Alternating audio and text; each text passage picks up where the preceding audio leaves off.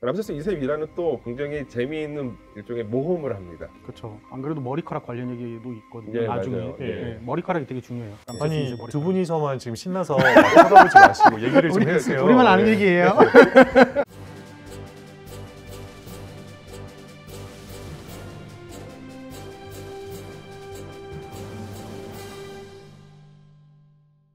안녕하십니까. 오늘 10분 토론에서는 위대한 파라오라고 불렸던 인물이죠. 이집트의 람세스 2세에 대한 이야기 해보겠습니다.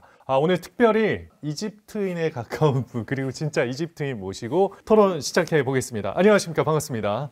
안녕하세요. 저는 이집트에서 온 쌤입니다. 한국에 온 지 12년 됐고요. 한국에서 이집트를 소개하면서 지내고 있습니다. 예, 안녕하세요. 저는 한국이집트학연구소의 광민수입니다. 이집트학과 이집트 고고학을 전공하고 있습니다. 근데 사실 오늘 네. 저 너무너무 기대하면서 왔습니다. 왜요? 사실 제가 쌤님이랑 처음 만나는 거예요. 그러니까요. 그러니까 진짜 뵙고 싶었는데 사이프에서 드디어 그 기회를 마련해 주셔가지고 정말 제작진분들께 진짜 감사하다는 말씀 드리고 아, 싶습니다. 정말 감사합니다. 아니 사실 저희가 항상 이집트인이라고 소개를 해드렸는데 그렇죠. 오늘은 저 이집트인이라고 소개를 못하겠어요. 맞아요. 진짜 이집트인이 오셨기 때문에. 약간 짜주니까. 네. 여기는 이집트인 호소인. 맞아요, 이집트인. 저 진짜 수염이에요. 진짜 수염이시잖아요. 진짜 저도 진짜 수고하셨어요. 근데 정말 이집트인으로서 네. 그 방송 보시면서 어떤 느낌이셨는지 궁금합니다. 저는 반대로 마음이 불편해요. 왜요?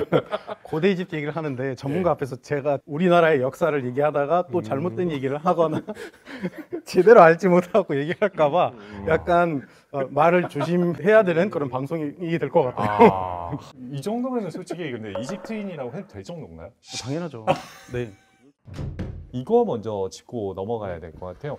파라오의 의미가 뭔가요? 파라오는 우리로 치면 왕인가요? 좀 복잡해요, 여기. 그렇죠. 이집트인들도 사실 복잡하게 생각해요. 복잡해요. 이제 왜냐면은 이게 이제 이집트 왕을 부를 때 파라오라고 부르잖아요. 근데 당시에 아마 람세스를 파라오라고 부르지 않았을 가능성이 높아요. 이게 왜냐면 원래 파라오라고 하는 호칭은 고대 이집트어로는 이제 페르아아라고 하는데 페르는 이제 거대한 저택이란 뜻이고 아는 뭐 커다란 위대한이란 뜻이에요. 예. 그래서 위대한 저택, 커다란 저택, 예. 왕궁을 의미해요. 그래서 원래 신왕국 시대 이전까지는 페르아는 그냥 왕궁을 부르는 거였어요. 요거를 이제 뭐 그리스인들이 음차하면서 파라오가 된 거예요. 동시에 구약 성서에도 이집트의 왕을 파라오라고 써요. 그러다 보니까 파라오가 뭔가 되게 일상적으로 이집트에 쓰였던 것처럼 인식이 되지만 예. 대신 이제 이집트의 왕들은 이제 파라오라고 부르기보다는 레수트가 이제 왕이라는 뜻이고요. 그다음에 뭐 이티는 군주란 뜻이에요. 그러니까 힘을 갖고 있는 자. 그다음에 뭐 내부, 그건 주인 이런 식으로 많이 쓰였어요. 지금 고고학계에서 이렇게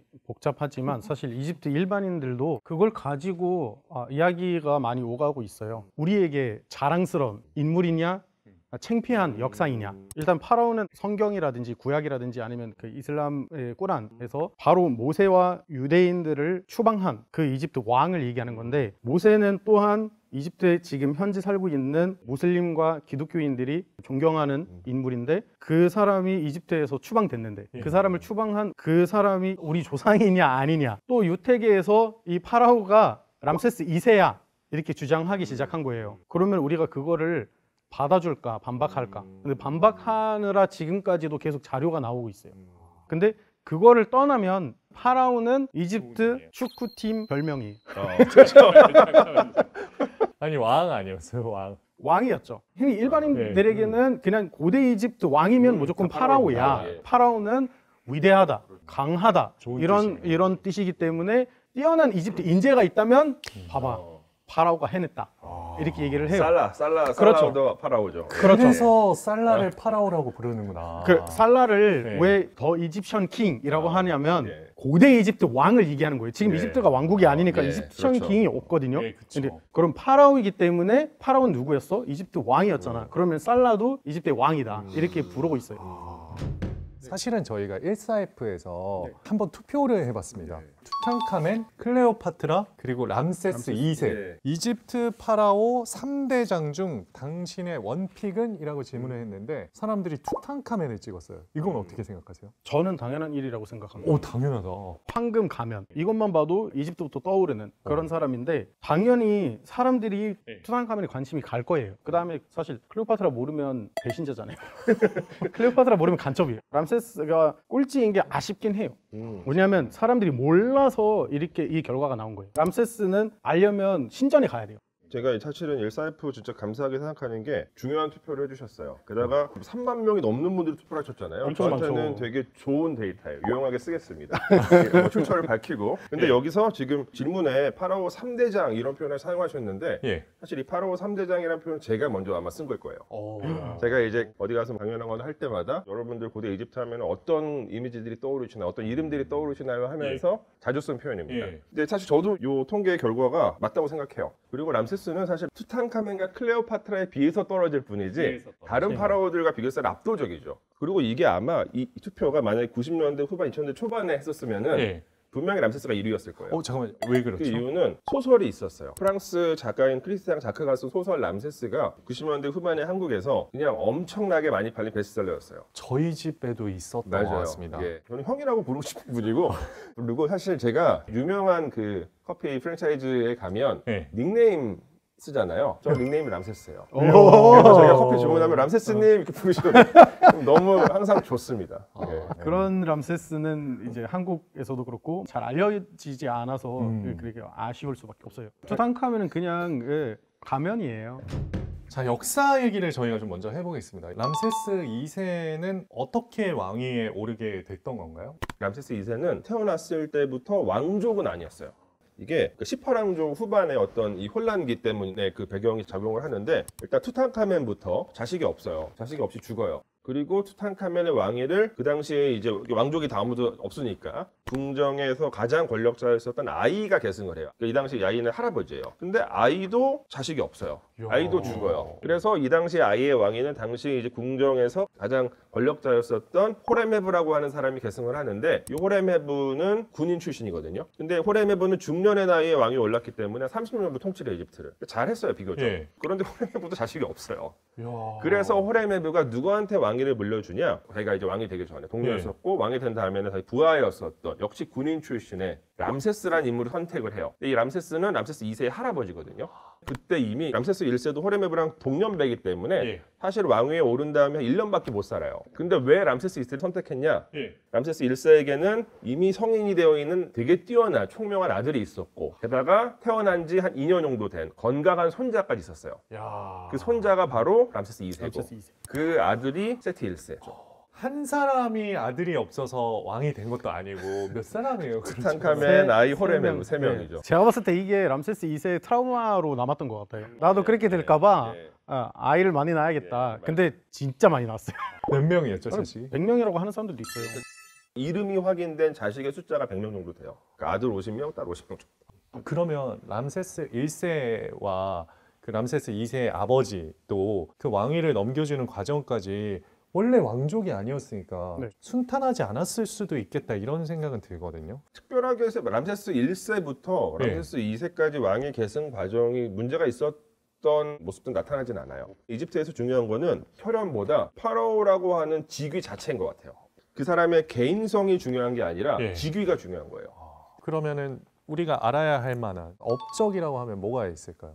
람세스 2세가 즉위하고 난 다음에 바로 잘했어요. 자기 아버지나 할아버지 때 이집트 상황이 그렇게 대단하지 않았어요. 그리고 계속 지중해 섬에 사는 부족들로부터 공격을 당했는데 람세스 2세가 즉위하고 제일 먼저 했던 게 이 나라의 치안, 나라의 안보가 마련돼야 된다 해서 이렇게 본인이 먼저 공격을 한 거예요. 맞아요. 선제 공격. 예. 그래서 그 사람들의 위협을 예. 완전히 막아 버린 다음에 내부적으로 어떻게 개선할 건지 생각을 했기 때문에 처음부터 강하게 시작했다? 이렇게 생각하시면 될 것 같아요. 그러니까 사람 되게 뛰어난 사람이에요 기본적으로. 그러네요. 네. 그리고 피람세스라고도 하는데 거기를 원래 고대 이집트어는 이제 페르 람세스예요. 그러니까 람세스의 왕궁이라는 뜻의 도시를 새로 만드는데 그게 자체가 되게 공격적인 안보 정책을 의미하는 거거든요. 왜냐하면 전진해요. 이집트의 가장 위협적인 동북 전선 쪽으로 수도를 옮겨버리는 거예요. 되게 즉각적으로 대응할 수 있게끔. 그런 방식의 어떤 국제 감각도 갖고 있었던 것 같습니다. 이 피람세스는 나중에 엄청나게 큰 도시가 돼요. 인구 한 30만 정도로 추정이 되죠. 람세스 2세의 업적 가운데 예. 세계대전급 전투를 벌인 그 이야기를 조금 덧붙이고 싶은데 그게 이제 일어난 시점은 대략 기원전 1274년 정도예요. 당시에 지구상에 있었던 모든 정치체들 가운데 가장 강력한 신왕국 이집트와 히타이트 제국이랑 정면 충돌하는 거예요. 근데 그 전투가 벌어진 지역이 카데시라고 하는 그 지역인데 예. 거기서 보통 카데시 대전이라고 저는 많이 불러요. 보통 예. 그 배경을 조금 말씀을 드리자면은 세티 1세가 즉위했을 때 이집트가 저쪽 레반트 지역, 그러니까 지금 뭐 요르단, 시리아, 뭐 이스라엘 요 지역에 대한 영향권을 많이 잃은 상태였어요. 그래서 세티 1세가 그거를 다시 되찾으려고 굉장히 많은 노력들을 하는데 예. 세티 1세가 생각보다 일찍 사상을 떠나요. 람세스 2세가 20대 때 왕위에 오르게 되고 그래서 오르자마자 재위 5년에 야 이거 내가 한번 끝장내봐야겠다. 그래서 이제 이집트가 동원할 수 있는 최대의 그 전력을 이끌고 한 2만에서 2만 5천 명 정도 되거든요. 예. 히타이트로 이제 진격을 해요. 그 카데시로. 예. 그 히타이트 쪽에서도 이제 그에 걸맞는 병력을 준비해서 맞붙습니다. 어떻게 됐나요? 어떻게 됐을까요?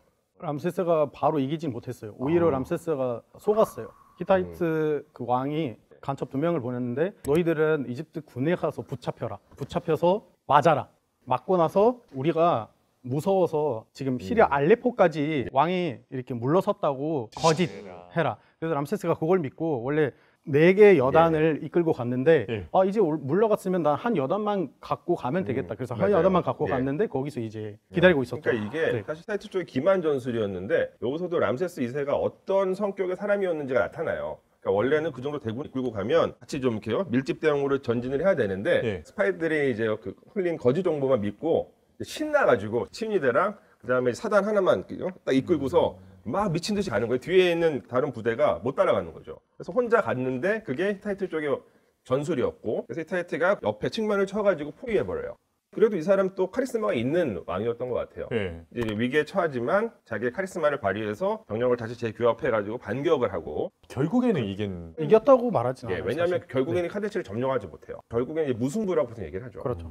카데시 내전이 있고 나 16년 후에 히타이트와 이집트 쪽에서 평화 협정을 맺는데 이 평화 협정문이 히타이트 쪽에서도 발견이 되고 이집트 쪽에서도 발견이 돼요. 교차 검증이 되죠. 내용이 똑같아요. 그러니까 이건 실제 했었던 평화 협정이고 협정의 내용 자체가 상당히 흥미로운 게 상호 그 불가침 조약이 이제 들어가고 그다음에 상호 방위 조약이 들어가요. 오. 왜냐면은 그 당시에 저쪽 메소포타미아에서 아시리아 같은 세력이 또 크고 있었어요. 히타이트나 이집트나 약간 견제해야 되고 그러니까 네. 이제 상호 방위 조약 서로 우리가 돕겠다. 야, 싸우다가 친구가 됐네요. 사돈까지 됐습니다. 예. 나중에 진짜로? 히타이트 예. 왕의 딸을 보내요. 이렇게 보내서 네, 람세스와 결혼. 티르키예 쪽에서는 이 히타이트 수도인 하투샤 유적에서 그 평화협정문 점토판이 발견이 되는데 요거를 확대해가지고 그 레플리카를 만들어서 유엔에 기증해요. 세계 최초의 평화협정문이다 이렇게 하면서. 야, 이집트에도 현재 점토가 남아 있나요? 그러니까 이집트는 이 신전 벽면에 기록돼 있어요. 야. 그리고 3,500년이 지난 지금 람세스 2세를 좀 기억할 수 있고 뭐 기를 수 있는 게 있다면 그 바로 신전이에요. 이집트 남부 지방에 가면 네. 아부셴벨 신전이라는 신전이 있는데 세계적으로 정말 대규모 신전 중 하나이기도 하고 람세스 2세가 자신을 얼마나 좋아했는지 충분히 엿볼 수 있는 그런 신전이에요. 뭐 일단 멀리서 굉장히 잘 보이는 게 그 자기 동상만 4개나 입구에 세워놓고 그거 하나가 높이가 20m가 돼요. 지금 이집트 1파운드의 그림이 박혀 있거든요. 또 자기 자신을 좋아해서 그런지 안에도 자기 동상을 만들었어요. 그 저는 이제 이분을 약간 자의식 과잉 환자 이런 식으로 생각을 하거든요. 자기 자신에 대한 애정이 너무 넘쳐가지고 예. 자기 자신을 드러내는데 그 누구보다 열심히 했었던 사람. 원래 신전 가장 안쪽에는 그러니까 신을 모시는 지성소라는 공간이 있거든요. 예. 그러니까 아부신벨 대신전에서는 이집트에서 제일 중요한 그러니까 최고 레벨의 신 3명을 모셔요. 그러니까 라, 푸타, 아멘을 모시는데 네. 람세스 2세는 자의식이 되게 강하고 자기 자신을 너무 사랑해서 최고 신 3명 사이에 자기를 앉혀놔요. 이거 진짜 놀라운 대단하다. 모습이에요. 왜냐면은 일반적으로 이집트의 파라오 하면은 뭐 신적인 존재라고 생각을 하실 수도 있겠지만 네. 실제 현실 속에서는 진짜 신들보다 훨씬 신격이 낮아요. 이런 모습 잘 안 나타나거든요. 네. 람세스 2세는 그걸 하는 거예요. 그리고 더 재밌는 건 뭐냐면 이 지성소에 가면은 그 4명이 앉아 있어요. 이렇게 그 신들하고 람세스 2세하고 측면의 벽면을 보면은 람세스 2세가 신들한테 제사를 지내는 모습이 그려져 있거든요. 네. 이거는 자기 자신이 자기 자신한테 제사를 지내는 그런 모습도 나타나고 그리고 또 하나는 실제 이제 이 신전이 람세스 2세 재위 한 24년 정도가 되면 완성이 돼요. 그때 람세스 2세가 자기 부인 네페르탈이랑 이 신전을 직접 방문했다고 하는 기록이 있어요. 아마 방문을 했으면은 그 파라오가 직접 그 지성소에 들어가서 분명히 제사를 지냈을 거예요. 신들한테. 자기 자신한테. 직접. 그러니까 굉장히 이게 이 사람의 성격이죠. 그래서 오늘날의 이집트에 가시면 아까도 말씀드렸지만 엄청나게 많은 람세스 2세가 남겨놓은 흔적들이 있어요. 고대 유적지에 가셔가지고 어떤 파라오 상이 있는데 누군지 모르겠어요. 람세스 2세? 이러면은 거의 절반은 맞는다. 절반은 맞아요. 50%는 예. 맞을 수 있어요. 그 정도입니다. 그냥 이집트에 직접 가보시면은 알아요. 다 람세스예요. 저희는요 람세스의 나라예요. 아니 어느 정도인지 얘기 좀 해주세요. 대표적으로는 이제 그 사람의 별명이 예. 건축가였거든요. 건설에 되게 관심이 많았어요. 예. 그래서 본인이 남긴 업적들 중에 대표적으로 이제 거대 동상, 거대 동상. 신전 이런 게 많아가지고 람세스 덕분에 이집트에 이렇게 많은 유적물이 남아 있는 거예요. 그렇죠. 그러니까 이집트 파라오들의 관점에서 건설을 많이 한다라는 것은 예. 첫 번째로는 왕권을 강화시켰다는 얘기도 돼요. 그러니까 어떤 기념물을 세우는 것 자체가 탄탄한 왕권을 바탕으로만 가능한 작업이고 동시에 그 기념물을 만드는 행위 자체가 또 왕권을 강화시키는 기제를 갖고 있거든요. 그렇기 때문에 이분은 어쨌건 내부 정치를 상당히 안정적으로 유지한 군주다 이렇게 생각해 볼 수가 있죠. 그리고 굉장히 긴 시간 통치를 하는데 그러니까 거의 뭐 한 왕위에 한 66년에서 67년 정도 있어요. 네. 그때 당시로 하면은 진짜 장수왕이네요. 90세까지 살았죠. 근데 그 시기 동안에 이집트 내부가 상당히 안정적으로 유지가 돼요. 자기의 끝판왕인 왕이었다라고 얘기를 하셨는데 과거의 역사를 좀 지우고 자신의 이름을 남겨두고 뭐 이런 얘기도 제가 근데 들었는데. 그거는 이집트에서는 그게 중요해요. 이름이 중요하기 때문에 이름을 거기다가 써놓는 행위를 람세스뿐만이 아니라 굉장히 많은 파라오들이 다 해요. 다만 람세스 2세가 제일 많이 했다. 그래서 람세스 2세는 또 어떻게 하냐면 예. 진짜 재밌는 사람인 게 자기가 많이 지우잖아요. 네. 그러니까 알아요. 내 후임 놈들도 아, 내 나도 이름을 당할 지을 수 거라는 있다. 걸 알아요. 그래서 어떻게 하냐? 예. 자기 이름을 깊게 파요. 진짜로 그런 모습이 나타. 그러니까 과거의 다른 파라오들이 이름을 이제 새기죠. 예, 예. 그것보다 더 깊게 파요. 어디 한번 지울 테면 지워봐. 예, 못 지울 걸. 예. 약간 이 느낌으로. 그리고 람세스 2세를 흉내내고자 했었던 이시방주의 람세스 3세도 똑같이 깊게 파는. 근데 람세스 2세가 이제 자기가 죽고 나서 자기 자신을 보호하려는 노력이 실패했다고 볼 수 있어요. 왜냐면은 자기 무덤이 제일 먼저 발굴된 파라오 무덤 중에 하나예요. 람세스의 무덤이 고대 이집트 때 발굴됐어요. 먹고 살기가 힘들고 그런 시대에 도굴자들이 가서 이렇게 부모를 잡고 그래서 고대 이집트 사람들이 그때 이제 람세스 관을 다시 옮기고 또 옮기고 또 옮기고 관도 여러 번 바뀌었어요. 네. 지금 람세스 2세의 마지막 관이 되게 보잘것없이 나무 관이 금도 없고 화려한 게도 없어요. 그 정도로 많이 바뀌었다는 뜻이에요. 그러니까 이게 이집트 파라오들, 특히 신왕국 시대 파라오들의 무덤은 다 도굴됐어요. 이미 고대 때부터 계속 이루어지거든요. 그래서 신왕국 시대 말엽이 되면은 선왕들의 무덤을 다 조사를 하니까 다 막 도굴당하고 있어서 예. 시신만이라도 잘 보관을 하기 위해서 시신을 이렇게 꺼내가지고 다시 염을 다시 한 다음에 몇 번 이전을 해요. 근데 람세스 2세의 시신은 어떤 그 숨겨진 무덤에서 1881년에 발견이 되거든요. 다른 파라오들의 시신들과 같이 수십 구의 파라오들의 시신이 한 군데서 발견이 돼요. 그러니까 이집트 왕실에서 옮긴 거예요. 왕실에서 숨긴 거예요. 발굴된 것도 사실 도굴꾼이 발굴한 거거든요. 예. 근데 그게 그나마 이집트 사람이었어요. 압델라술 가문 사람인데 형제 2명이 파다가 잦았어요. 그게 1870년대에 이집트 이제 룩소르 지역의 그 암시장에 예. 몇몇 중요한 유물들이 막 이렇게 나오고 있는 게 확인이 돼요. 업델라스 가면은 그 대대로 막 이렇게 되게 전문 도굴꾼 맞아요.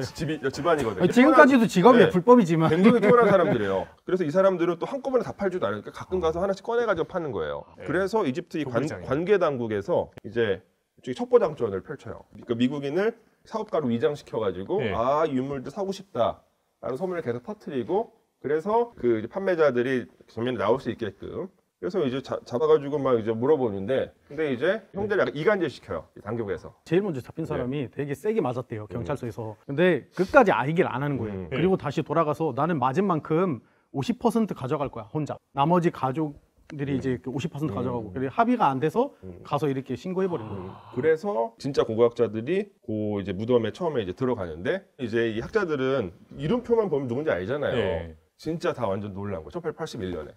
수십 구가 확인이 돼요. 그래서 오늘날에도 이집트에 가시면은 신왕국 시대 파라오들의 미라는 거의 다 보실 수 있어요. 야. 국립 이집트 문명박물관에 가시면은 아메노타프 1세부터 이시방조 시대 파라오들까지 쭉 보실 수 있습니다. 람세스 시대 당연히 보실 수가 있고.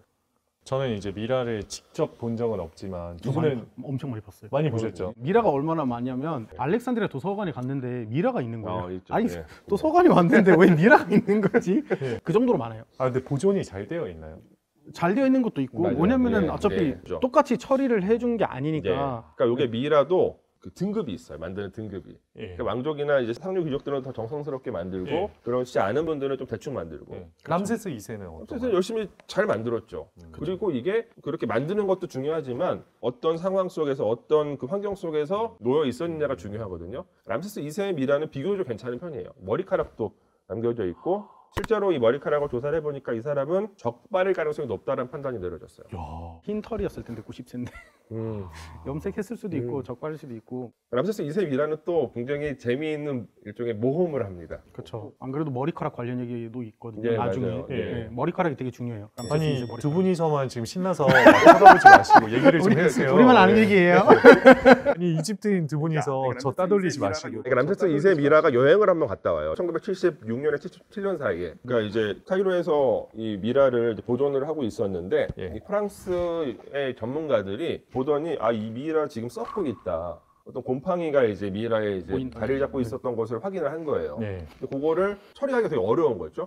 이집트 현지에서는 처리를 할 수가 없어서 얘를 프랑스에 보냅니다. 그때 이집트가 정말 반대했거든 처음에. 네. 대통령이 반대했어요. 아니 근데 그거는 미라를 보존하기 위해서 처리해주겠다, 도와주겠다는 거잖아요. 그 제안을 먼저 한 사람이 프랑스 측이기 때문에 믿기가 어려운 것 같아요. 그 당시 프랑스 대통령이 데스탱 대통령이었거든요. 네. 근데 데스탱 대통령이 이집트 그 당시 사다트 대통령한테 직접 얘기를 해요.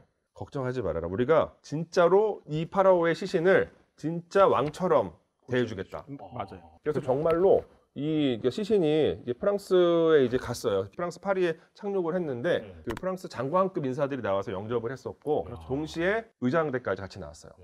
그래서 국빈 정말 대우 해주네. 이제 국빈 대우를 해줬죠. 이집트 왕이라는 그런 네. 타이틀로 갔기 때문에. 근데 왜 여행이라고 표현하신 거예요? 갔다 왔으니까. 네. 어차피 다녀왔으니까.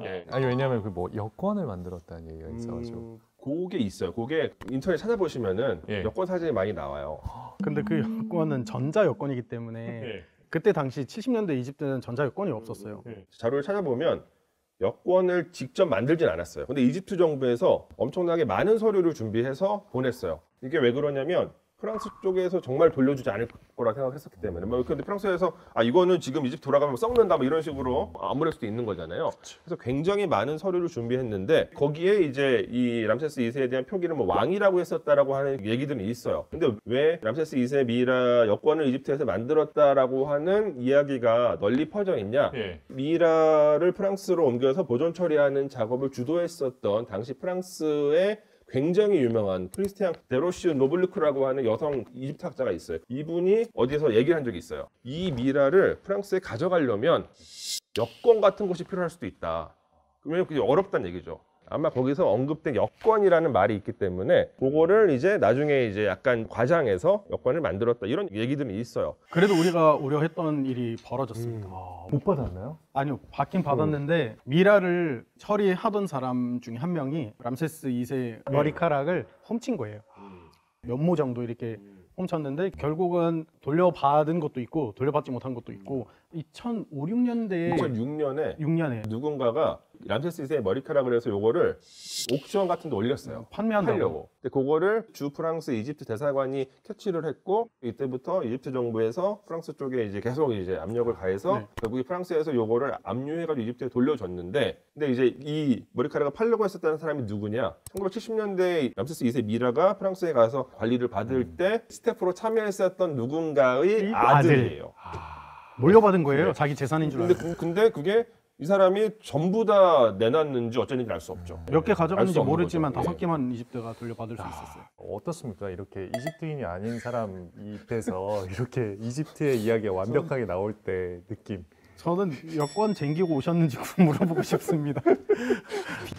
아니 그 최근에 한 기사를 봤는데 람세스 2세 신전에서 양머리 2,009가 발견됐다 뭐 이런 기사를 봤습니다. 이슈가 됐어요, 이집트에서. 왜냐면 람세스 2세의 시대에 묻혔던 재물이 아니라 그 맞아요. 후에 묻혔던 재물이기 때문에. 근데 또 관련이 있다는 게 신기하다 이런 얘기가 나왔었어요. 그래서 그 사람은 죽고 난 다음에도 그 사람이 세웠던 뭐 신념이라든지 본인만의 방식이 그 정도로 영향력이 좀 대단했던 사람이라는 이야기가 나왔어요. 그래서 요거를 정리를 해보자면 그 아비도스에 있는 람세스 2세의 신전이 있어요. 이 신전 근처에서 양 머리가 한 2,000개 정도가 한꺼번에 같이 출토가 됐어요. 요거는 이제 프톨레마이오스 시대에 이제 묻은 것으로 생각이 되는데 프톨레마이오스 시대는 기원전 이제 한 332년부터 30년까지니까 람세스 2세 시대로부터는 1000년 이상 이제 후대거든요. 그렇죠. 그 얘기는 뭐냐? 그 람세스 2세가 아비도스에 세운 신전에서 계속해서 무엇인가 의례 행위가 펼쳐졌다는 얘기거든요. 거기서 의례가 행해졌었다라는 얘기는 이때까지도 람세스 2세가 되게 중요하게 여겨졌었다고 우리가 얘기할 수 있는 거죠. 그런 람세스 2세가 이집트에 남긴 건 뭐라고 생각하시나요? 이집트 역사를 남겨줬다고 우리가 생각하고 있어요. 그렇죠. 이집트 역사를 기록해 주어서 우리가 소장님께서 지금 그 연구할 내용이 많아진 거죠. 맞습니다. 자료가 많아진 예. 거죠. 그래서 덕분에 우리가 고대 이집트 역사에 대해서 많이 알게 됐고 이집트 사람들이 힘들 때 그래도 참고할 만한 역사적인 그런 모범을 람세스 2세가 만들어 주었기 때문에 감사하긴 해요. 네. 저는 한편으로는 이집트 학생들 역사 공부하기 진짜 힘들겠다 이 생각도 듭니다. 저희는 역사 수업 시간이 생물학 수학보다도 더 어려워요. 왜냐면은 이게 고대 이집트 역사만 있는 게 아니거든요. 이집트는. 그러니까 신기한 게 우리는 제가 예를 들어서 뭐 중학교 때 공부했던 역사 10년 뒤에 그 역사가 바뀌어요. 그렇죠. 왜곡되는 게 아니라 발굴이 돼서 그러니까 그래서 제가 흔히 하는 말이 있어요. 이집트 역사는 길어지는 역사예요. 끝나지 않아요. 왜냐하면 발굴 뛸 때마다 역사를 이렇게 바라보는 시선도 달라질 수도 있고 새로운 사건들도 이렇게 알게 될 수 있고 또 이제 늘어나는 역사가 있단 말이에요. 이게 이집트 역사예요. 진짜 좋은 말씀 해주신 것 같아요.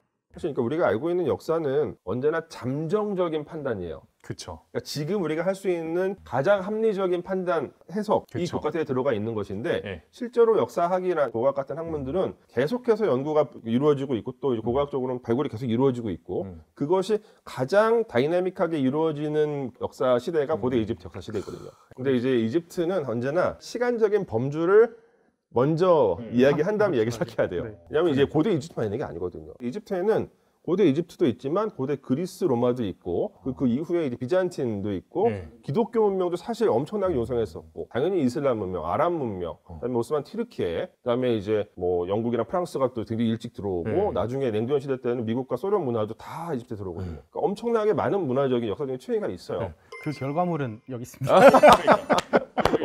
저희가 지금 사용하고 있는 아랍어도 다른 아랍 국가들과 굉장히 거리가 먼 맞아요. 아랍어이고 그리고 고대 이집트 때부터 사용해 왔던 그런 단어들도 꾸준히 이렇게 잘 지키고 있어요. 그리고 이제 고대 이집트가 농사를 짓는 문명이었잖아요. 네. 농사 문화도 그대로라고 생각하시면 돼요. 관계 기술이라든지 예. 아니면 집을 짓는 기술. 제가 어릴 때 집에서 자라면서 물을 마셨던 것도 이집트 도자기. 그 도자기는 박물관에 가면 맞아요. 똑같은 거 네. 있어요. 맞아요. 그게 이집트의 뿌리라고 생각하시면 되고 우리가 그냥 열매라고 생각하시면 돼요. 그렇다면 지금 현대 이집트 사람들에게 고대 이집트는 어떤 의미인가요? 지금 우리가 고대 이집트가 없었으면 이집트라는 나라가 사라졌을 정도로 나라가 힘들 때마다 제일 먼저 떠오르는 게 고대 이집트예요. 우리는 피라미드도 지었는데 이 정도는 못 하겠느냐 이런 얘기가 엄청 많이 나와요. 피라미드를 바닥에 박았을 때 이게 이집트 뿌리를 박은 것과 같은 그런 느낌이에요. 그래서 고대 이집트는 우리에게 참고 자료 그리고 언제나 우리가 기댈 수 있는 기둥이라고 생각하시면 네 정체성이기도 하죠. 저도 완전 그 말씀에 진짜 동의합니다. 이집트인 맞죠? 이집트에 엄청난 애정을 갖고 있는 저는 이제 모든 시대 이집트를 다 애정을 하는데 그 애정을 갖고 있는 외국인 입장에서 보면 그러니까 이집트를 이집트이게 만드는 어떤 기반인 것 같아요. 고대 이집트는 이를테면 이집트는 제가 말씀드린 것처럼 엄청나게 많은 문화가 들어왔었고 예. 지금은 이제 뭐 아랍권이라고 부르기도 하지만 그럼에도 불구하고 이집트가 아랍에 완벽하게 동화되지 않으면서 이집트를 이집트이게끔 해주는 그 기반 고대 이집트가 아닐까 이렇게 생각을 합니다.